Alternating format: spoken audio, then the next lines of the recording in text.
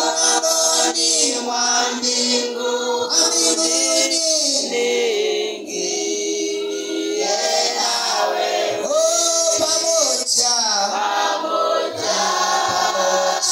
na wewe pamoja na wewe mlangoni mwa mbinguni niingie na wewe. Kanisa, mpigie Bwana makofi mazuri. Na Yesu ni mwema, ametupa neema sasa ya kuweza kuendelea na neno lake. Leo tutajifunza neno la Mungu kwa taratibu, kwa muda ambao Mungu atatupa nafasi ya kuweza kujifunza, maana imeandikwa mtu hataishi kwa mikate isipokuwa kwa neno la Mungu ataishi. Taona Yesu anaongea maneno hayo kwa sababu alijua ya kwamba kinachoweza kumfanya mwanadamu aweze kuishi na kuishi na kuishi na kuishi si chakula, bali neno linaweza likakufanya ukaishi. Kwa nini neno linaweza likakufanya ukaishi? Biblia imesema miaka ya mtu asiye mwenye haki hupunguzwa na kupewa mtu mwenye haki. Maana yake sasa ni nini? Neno linakufanya uishi kwenye haki. Neno linakufanya uishi maisha ya utakatifu. Neno linakufanya uishi maisha yanayompendeza Mungu. Kwa ukiishi maisha yanayompendeza Mungu, unapewa bonus ya kufanya nini? Ya kuishi. Najua asili hiyo hawajui watu. Sikiliza. Unaweza kama umepangiwa kuishi miaka 40. Lakini kwa sababu umelishika neno, umemjua Mungu wa kweli, unaishi maisha ya utakatifu, Mungu anaangalia. Anakuwa anazunguka anaangalia. Anaona kuna lile moja halina faida kwake. Anaona kuna likahaba limoja halina faida. Anaona kuna lijambazi limoja halina faida, ambalo hilo lijambazi lilikuwa limepangiwa kuishi miaka 90.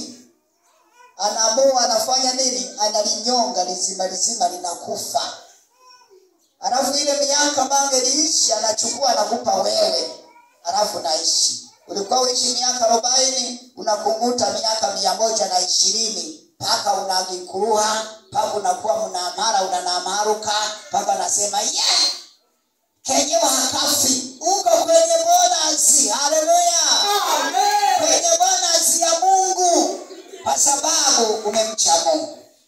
Sasa nataka tujifunze neno linasema kichwa cha ujumbe, kazi ya neema. Kazi ya nini? Ya neema. Kazi ya neema. Tunaposema neema maana yake ni nini? Tunaposema neema ni upendeleo. Kwa hiyo kazi ya neema inaleta upendeleo. Neema inaleta haki kwa watu wasingekuwa na haki. Neema inaleta mafanikio kwa watu wasingekuwa nayo. Kazi ya neema ni upendeleo. Kila aliyependelewa ana neema.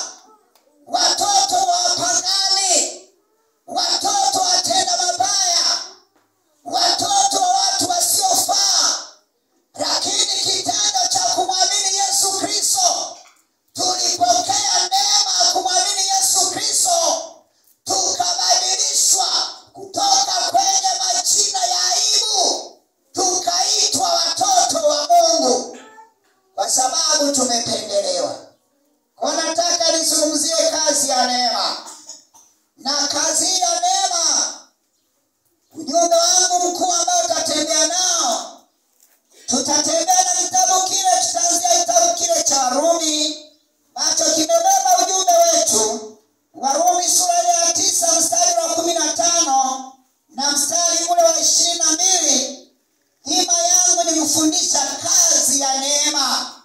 Nimesema neema ni upendeleo ambao Mungu ametupendelea, au mtu anaweza kupendelewa.